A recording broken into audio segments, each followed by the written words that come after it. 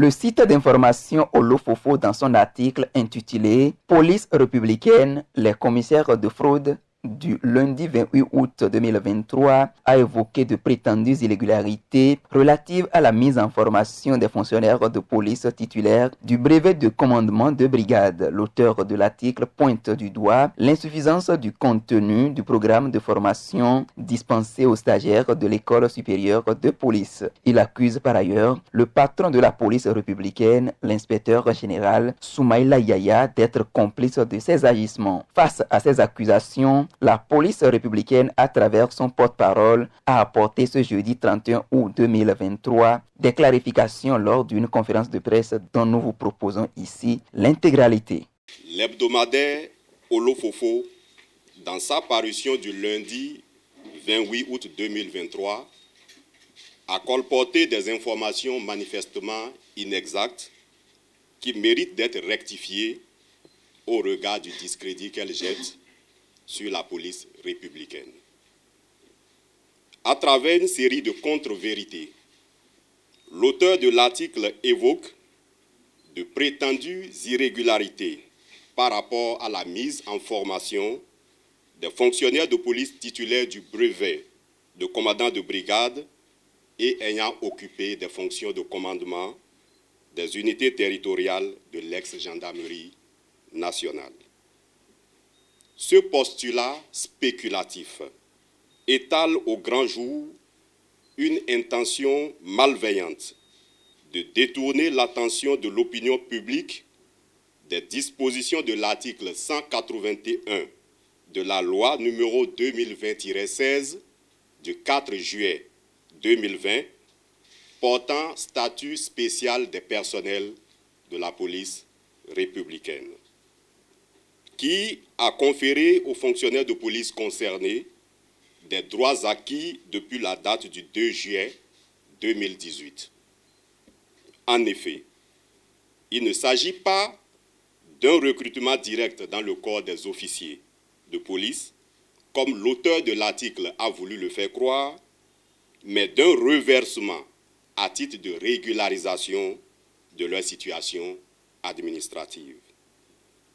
Outre ces fonctionnaires de police, d'autres sont concernés par une régularisation de leur situation administrative conformément aux dispositions des articles 177 à 180 de la loi statutaire. La Direction générale de la police républicaine a satisfait à l'exigence fixée à l'article 182 de la loi en organisant les formations prévues dans les dispositions statutaires transitoires en vue de la régularisation de la situation administrative de tous les fonctionnaires de police concernés. Toute chose qui éviterait des reconstitutions de carrière à terme onéreuses pour l'État et susceptibles de déséquilibrer drastiquement la pyramide des grades, puis perturber le commandement. Dans sa démonstration maladroite et lacunaire, il pointe du doigt l'insuffisance du contenu du programme de formation dispensé. À ce propos, il sied de rappeler que les curricula de formation de l'École nationale supérieure de police ont été définis pour chaque stage et sont optimisés au regard des exigences sécuritaires nouvelles découlant des infractions et des situations contemporaines. En l'espèce, il s'agit d'un complément de formation destiné à des fonctionnaires dont le profil a été défini par la loi et qui disposaient déjà de solides connaissances en matière de droit et de pratiques pénales au regard des fonctions qu'ils avaient assumées précédemment. Prétexter que c'est une formation au rabais et que les stagiaires n'ont pas le niveau amène à s'interroger sur les critères objectifs à l'aune desquels l'auteur des écrits apprécie leur niveau au terme de la formation. Toujours dans son œuvre de discréditation orientée, l'auteur de l'article a fait état d'une opposition du ministère des Finances relativement à la mise en stage des fonctionnaires de police concernés. À ce titre, la Direction générale de la police républicaine n'a à ce jour pas reçu notification d'une telle décision. Il est à préciser que l'allusion faite aux 232 officiers de l'ex-police nationale formés et payés à l'indice d'officier est contraire à la réalité de leur situation. Il s'agit plutôt d'inspecteurs de police et d'officiers de paix devant bénéficier d'un reversement dans le corps des officiers de police et qui ont connu un échec à l'issue de la formation à laquelle ils étaient astreints, contrairement à certains de leurs camarades de promotion. N'étant pas reversés dans ce corps, ils ne sauraient bénéficier d'un statut d'officier, encore moins du traitement indiciaire y afférent.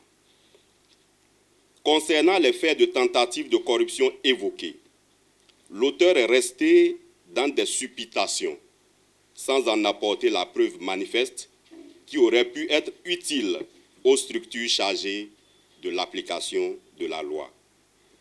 Par ailleurs, aucune pression n'a été exercée sur le jury d'examen. Les résultats ont fait l'objet d'une analyse en tenant compte d'un certain nombre de paramètres spécifiques à la situation actuelle des ressources humaines de la police républicaine, exactement dans les mêmes formes que pour les stagiaires des formations professionnelles à l'obtention du diplôme d'état-major des forces de sécurité, du brevet de qualification supérieure de police et du brevet d'aptitude professionnelle. Cette mesure vise l'équilibre de la pyramide des grades et garantit l'équité, toute chose nécessaire à la cohérence et à la cohésion au sein de l'institution. En définitive, les allégations étalées dans l'hebdomadaire Olofofo manquent de substance et visent à diviser le personnel de la police républicaine et sont complètement en déphasage avec la réalité des faits. C'est pourquoi la hiérarchie de la police républicaine tient à informer tous les citoyens que la Direction générale de la police républicaine n'est pas une boîte fermée. Les portes de l'institution leur sont ouvertes pour vérifier à tout moment les informations qui leur sont rapportées. Fait à Cotonou, le 31 août 2023, la cellule de communication.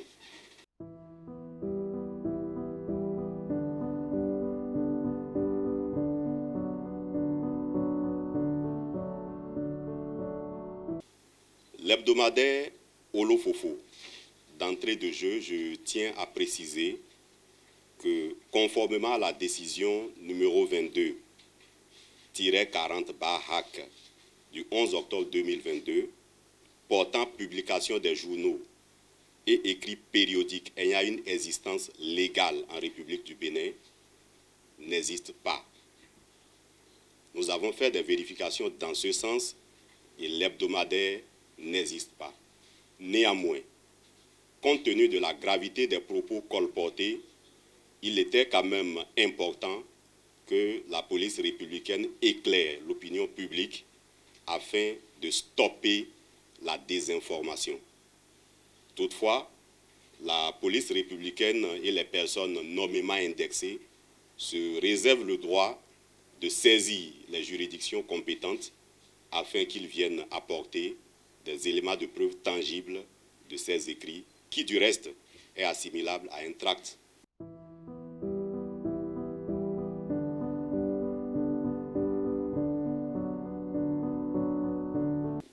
Merci beaucoup, monsieur le journaliste. Rassurez-vous, la police républicaine se porte bien et le personnel est plus que jamais motivé dans l'accomplissement des tâches quotidiennes. En réalité, pour reprendre votre expression, cette vague de personnes en état de désertion se justifie par le fait que la direction des ressources humaines a décidé de procéder à un toilettage de nos effectifs.